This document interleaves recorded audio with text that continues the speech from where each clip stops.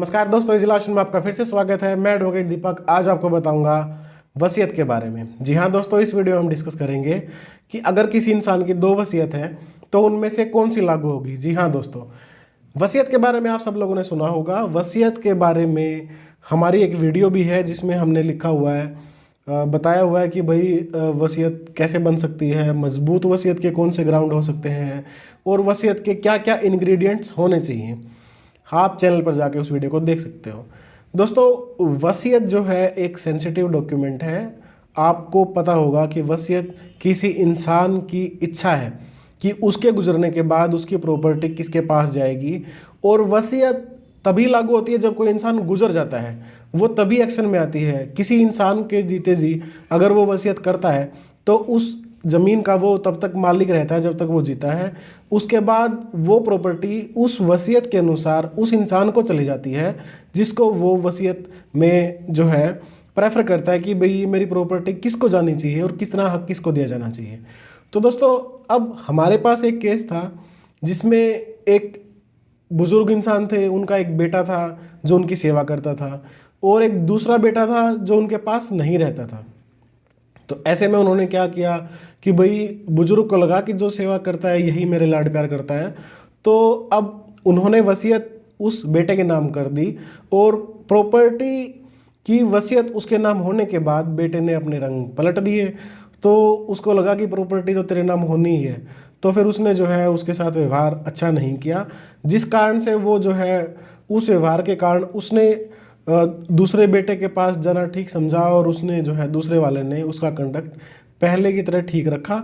तो अब दूसरे बेटे के पास जाने के बाद उसने वसीयत दूसरे बेटे के नाम कर दी। तो ऐसे में हुआ क्या, अब कुछ टाइम के बाद वो बुजुर्ग गुजर गए। तो पहले वाले बेटे ने अपनी वसीयत के आधार पर प्रॉपर्टी क्लेम करी, उसके प्रोबेट के लिए अप्लाई किया, इंतकाल के लिए अप्लाई किया। तो जो दूसरा बेटा था उसने भी अपनी वसीयत जो है सामने रखी। पहले वाली वसीयत में जो है जो पहले वाला बेटा था अकेला वही मालिक था, लेकिन दूसरी वसीयत में दोनों को हिस्सा बराबर दिया गया था। तो ऐसे में जो पहले वाला था उसके पास लालच था कि भाई पूरी वसीयत जो उसके हक में है उसके बेस पे इंतकाल हो जाए, वो लागू हो जाए। लेकिन जब दूसरी वसीयत सामने आई तो फिर कोर्ट में केस चला। कोर्ट में केस चलने के बाद ऑनरेबल कोर्ट में, अब क्योंकि ये एक सेटल लॉ है कि जो लास्ट वसीयत है किसी भी इंसान की जीते जी वो ही वसीयत जो है लागू होगी, उससे पहले जितनी भी वसीयत है उन सब को नकार दिया जाएगा। तो अब हम देखें तो वसीयत क्या है। वसीयत किसी भी इंसान की आखिरी इच्छा है कि भाई उसके जाने के बाद उसकी प्रॉपर्टी के साथ क्या होना चाहिए। तो अब जब किसी की इच्छा चेंज हो चुकी है तो जो लेटेस्ट वसीयत होती है, जो लास्ट वसीयत होती है गुजरने से पहले, वही वसीयत जो है एक्शन में आती है।